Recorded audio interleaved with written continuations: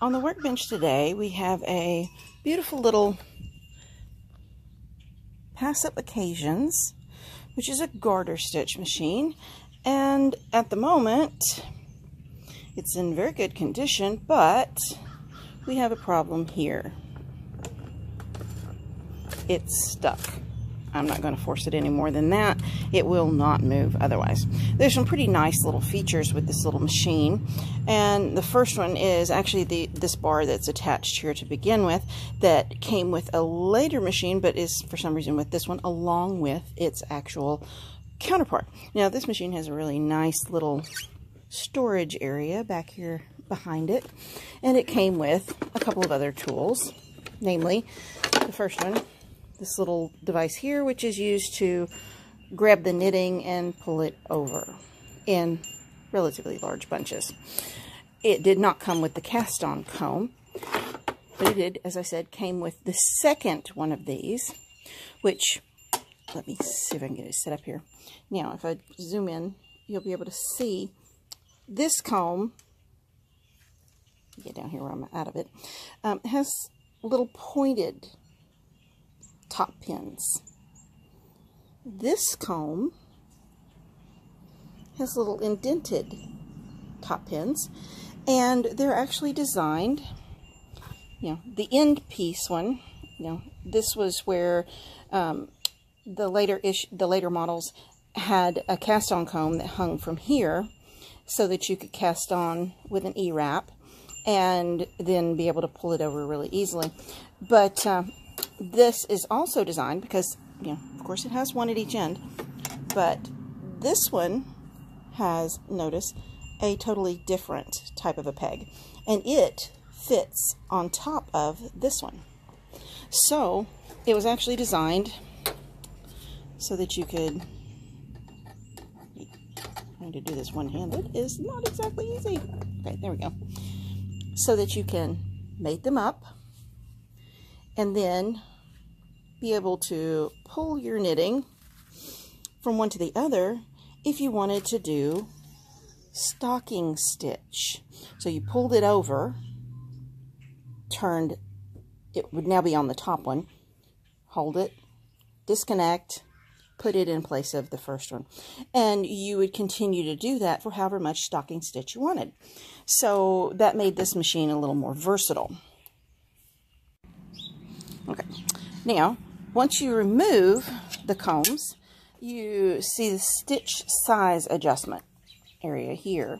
Now it did not come with the actual little reverse nut driver, I guess would be the nut driver, would probably be what we'd call it now. But they had a little wrench that you would put on this hex head screw, and it will move it up and down different stitch sizes. So, that's not hard to replace, but it did not come with that. It did, however, come with the original combs, one of which was every other stitch, or every other peg, I guess. I'm not real sure how to term that. And then the regular one, which is every peg. Okay, having turned this little guy around, I'm going to show you inside the back little thing here. Okay, we have fixed the problem, cleaned a little bit of obvious rust off of this poor little guy, and applied protective lithium grease to parts that are in here, and found the two culprits that were gumming up the works. A set of double-pointed needles had gotten wedged up in here, which was underneath this particular piece, held on by two little screws, one at each end, that goes into these little screw holes right here and right there. I had to also take off this guy, which was the part that covered it above the little door, and it was held on with wood screws in these holes. And then there's a set of machine screws at each end. That one I took out, it's up in here, that go in these machine holes here and along the wood areas here, here, and here. And there's the other machine hole there. Once I was able to finally get the double-ended needle out,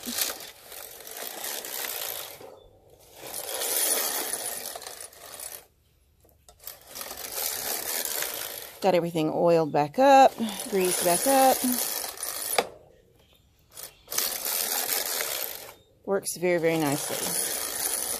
It has these spring belts that they go on a roller. It's up underneath there, that move down and hold the bottom part of each of the little hooks in place, that holds the zigzag between the peg and the hook, so that you can then make your garter stitch.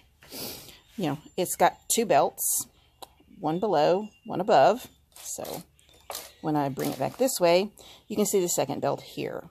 And once it pulls this up, it holds it up here, because there is a, let's see if I can zoom in on it here. See this little guy here? You can see the little hip to each one of the hooks. See that hip? So the belt fits behind the hip, holding these guys in place so they don't slip back. Only had one. Let's see if I can. There he is. Only had one, which was where the double-pointed needle had bent behind his hip. He was just a little bit bent, and I haven't been able to actually get him to bend back in place.